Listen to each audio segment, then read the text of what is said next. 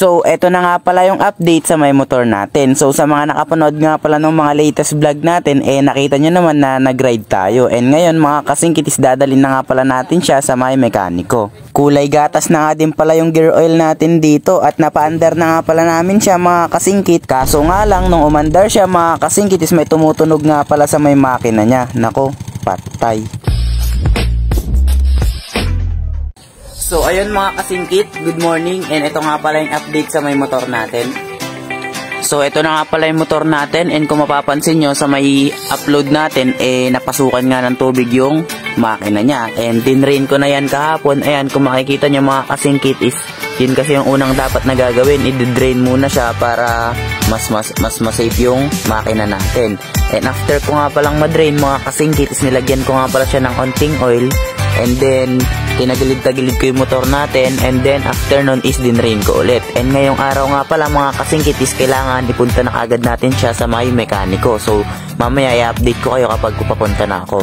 So, agad-agad na nga pala naming dinala to sa may mekaniko mga kasingkit. At dahil hindi nga pala siya gumagana, syempre tulak malala muna tayo ngayon mga kasingkit.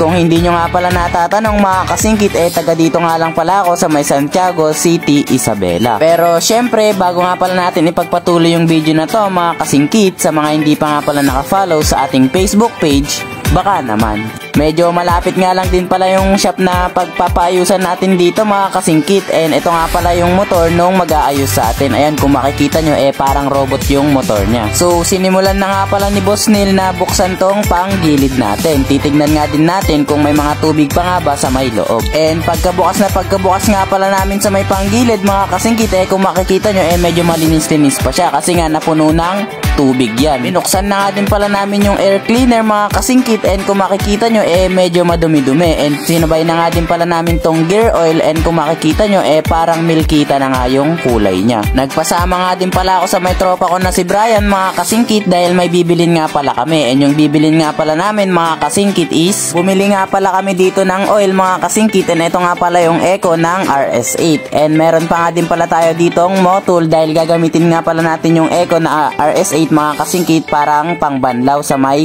makina natin. Nilagay na nga pala ni Boss Neil yung bagong oil na binili natin, and yun nga pala yung Eco ng RS8 dahil pangbanlaw nga lang pala to mga kasingkit, and para mas malinis nga pala at matanggal yung mga natitira pang mga tubig sa loob ng makina natin. After nga pala namin malagay yung oil mga kasingkit, tinignan nga pala ulit ni Boss Neil, and meron pa nga nakalagay na check engine. Ginamitan nga lang pala ni Boss Neil ng diagnostic tools mga kasingkit, and nawala na nga pala yung check engine, pero nung tinatry niyang isindi, hindi pa nga rin pala to nagsisindi mga kasingkit. Hindi ko rin alam kung ano yung problema. After nga pala ng ilang minutong pagkakalikot ni Boss Neil dito mga kasingkit is umandar na nga din pala yung motor natin. Nabuhay na rin yung motor natin mga kasingkit kasi medyo matagal-tagal din siyang hindi na sindi. Bumili na nga din pala kami ng washable na air filter dito mga kasingkit dahil kung makikita nyo yung air filter natin medyo madumi-dumi na at saka mukhang palitin na rin yan. Yung nabili nga pala nating air filter mga kasingkit is parang goma nga lang pala yan, yung kulay red na yan. At syempre pinalinis na nga din pala natin yung air cleaner natin at ikakabit na nga pala natin yung bagong bili natin na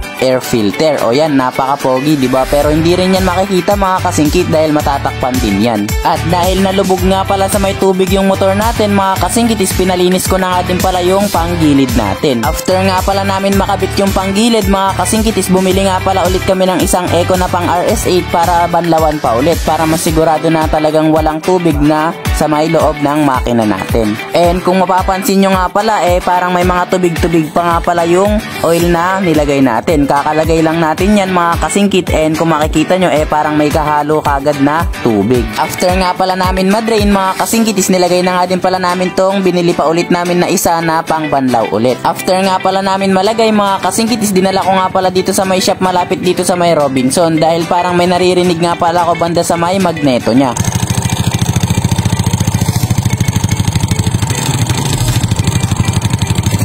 O diba parang tunog kuliglig. So dito mga kasingkit is nabuksan na nga pala dito yung magneto. And yan, pinalinis ko na nga din pala yung magneto na baka sakaling mawala yung tunog ng motor natin. After nga pala nilang malinis yung magneto ko mga kasingkit is sinabi nga pala nila kuya na baka daw sa may tensioner to. Kaya agad-agad naman nga pala nilang binaklas yung pairings ko mga kasingkit para maabot nga pala yung tensioner. Pero habang kinakalikot nga pala nila to mga kasingkit is nasasabi rin nila na baka daw talaga sa may loob na ng makina yun. Talagang may tama na daw yung makina natin. And ginawa ko naman yung lahat na to mga kasingkitis dahil ayoko nga rin palang maibaba yung makina natin kasi nga sariwang-sariwa pa to at batang-bata pa yung unit natin. And nasa 6.3 odo pa nga lang pala tong motor natin mga kasingkit at mukhang babagsak talaga to sa ibababa yung makina. Kaya kung gusto nyong abangan yun mga kasingkit siguraduhin nyo nakafollow kayo sa ating Facebook page dahil sa susunod na video ipapakita ko nga sa inyo kung paano yung pagbaba ng makina natin. Kaya hanggang dito na nga lang pala yung video na to mga kasingkit. Salamat sa panonood.